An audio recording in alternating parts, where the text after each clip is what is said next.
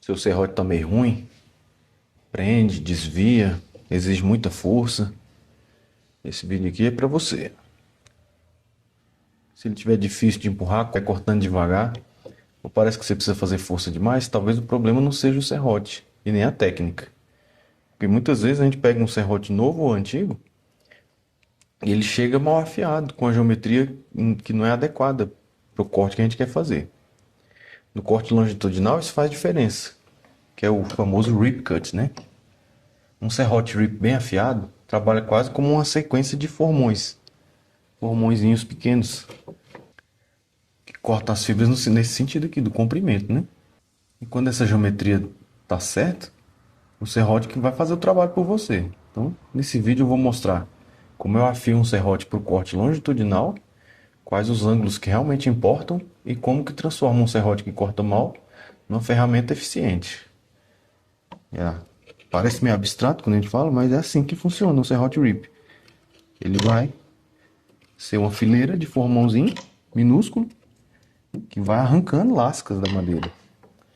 E quando você for mostrar a sua caixa de ferramentas pro seu cunhado, você tira uma onda mostrando como que corta o seu serrote. Ele vai funcionar. Muita gente começa puxando para trás, eu também. Mas se você tiver uma boa técnica, você consegue começar o corte para frente também.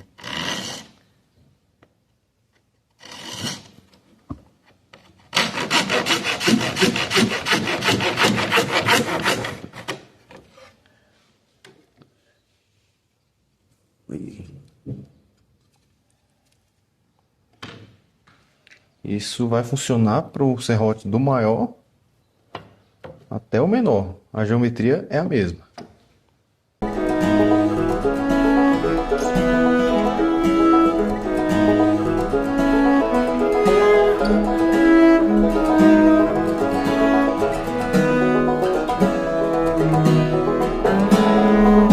Fala aí, meus marceneiros. Eu tô devendo tem tempo isso aqui, ó. Porque muita gente tem dificuldade em afiar serrote. Esse aqui é um serrotinho de 10 polegadas, 9 dentes por polegada.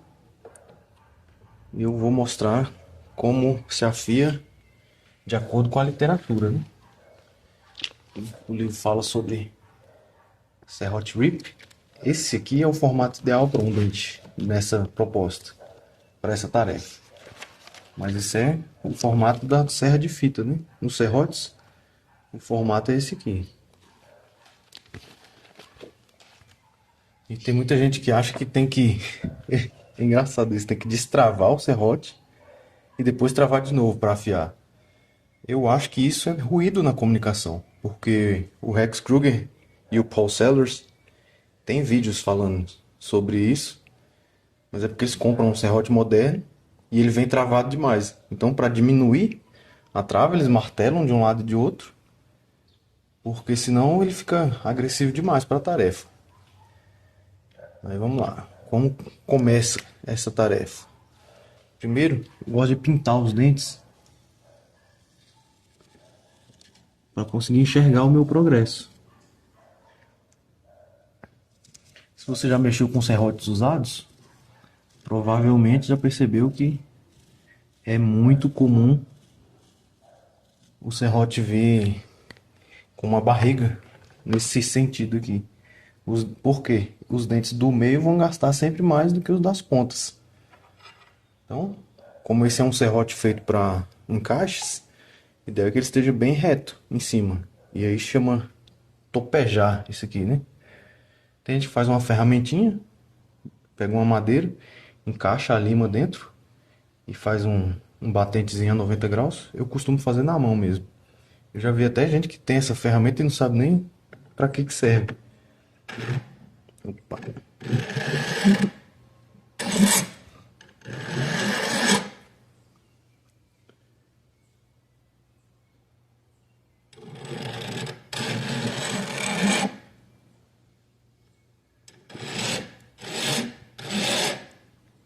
Aqui eu estou tentando desgastar todos os dentes, para que todos tenham um pontinho brilhante em cima.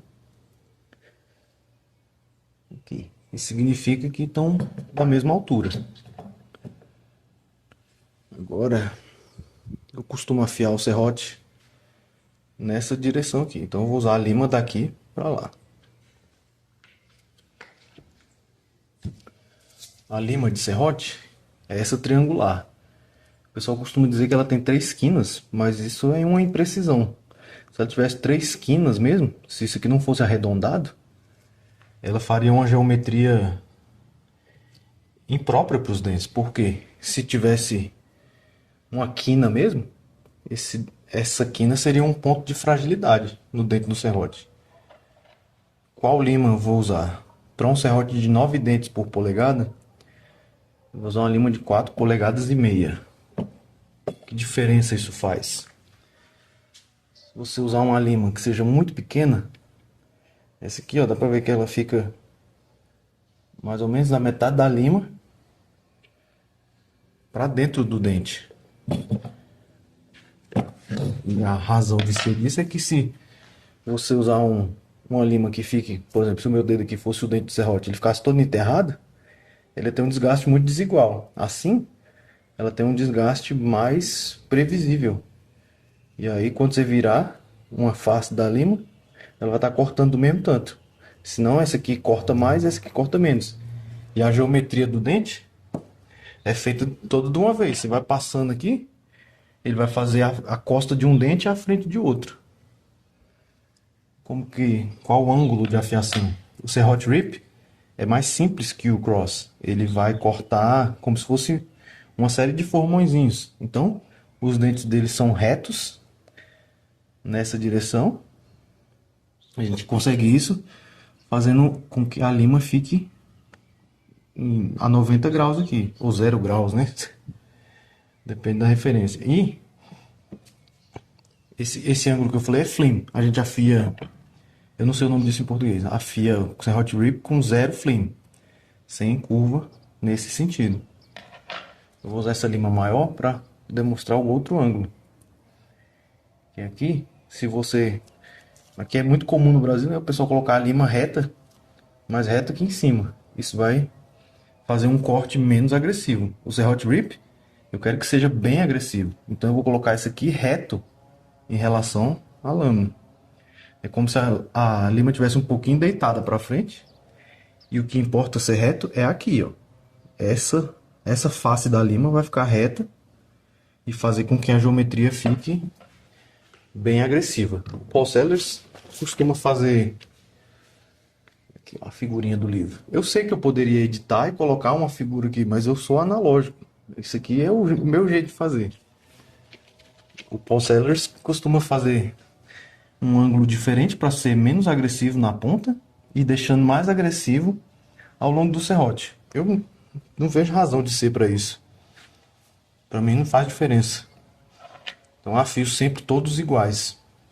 Para mim já deixa mais consistente. Então vamos lá. A gente vai olhar aqui no topo e sentir. Esses dentes, como eu passei a lima, não estão agarrando. Então tá tudo cego. Aqui tá o cabo do serrote. Eu costumo começar sempre daqui para a ponta.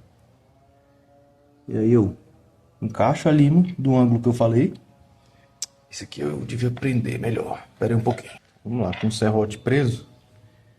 E é bom prender bem. Eu não tenho morsa, então eu tenho que sempre fazer gambiarras. Isso aqui é chatíssimo, faz um barulho muito feio. Mas é o que tem. A gente conta, tenta fazer consistentemente o mesmo número de passadas de lima em cada dente.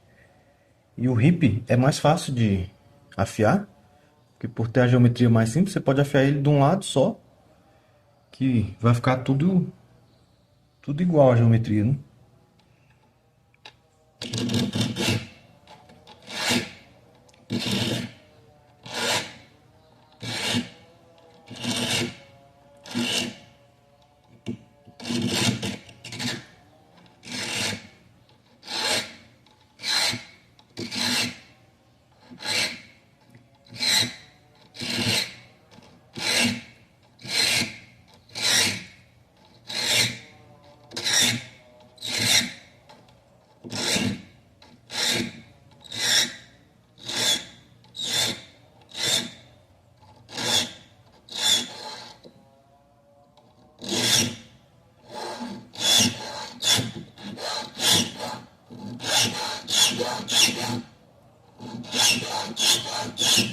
tô fazendo de propósito isso aqui, indo e voltando com a lima, porque dizem que isso aqui não pode fazer de jeito nenhum. Mas, cara, eu já fiz isso tantos anos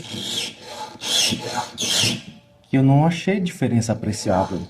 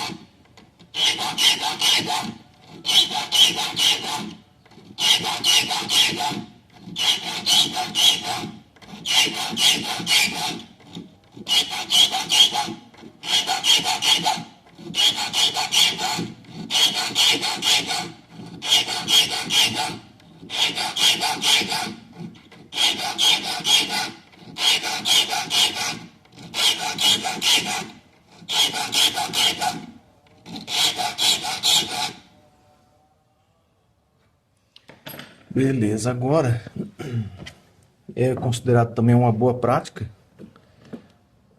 pegar a rebarba da lateral do serrote. Inclusive eles falam stoning the saw. Opa. Ai.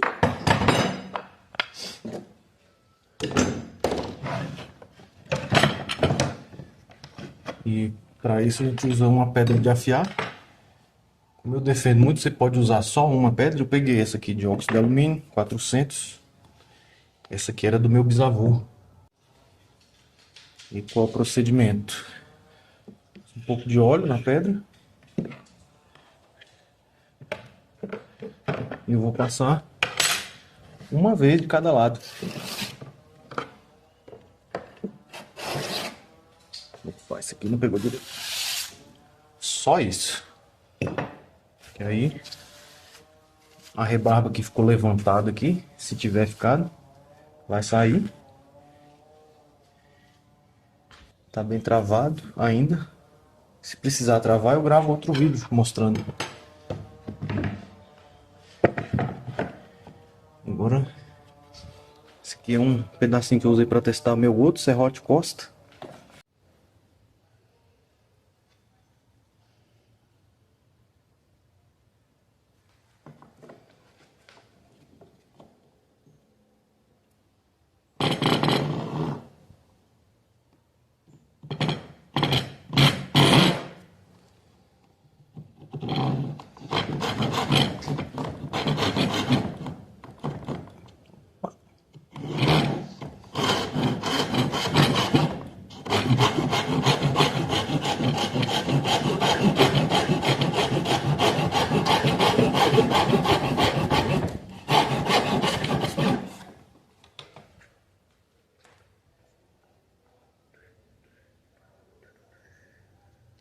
foi o que eu fiz agora.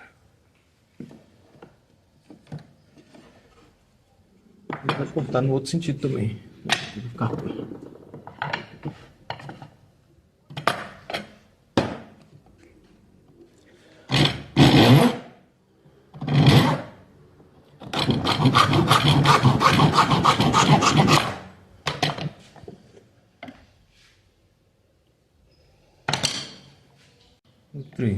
Normalmente a partir de 10 dentes por polegada, o serrote corta nos dois sentidos sem problema. Esse aqui tem 9 e tá mais ou menos no meio do caminho, mas corta também.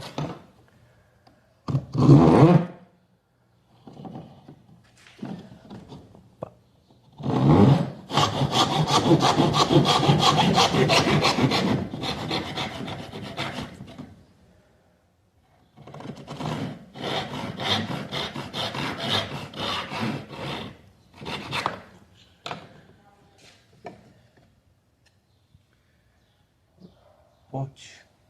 Mais ou menos limpo, porque não tem tantos dentes assim. Mas funciona.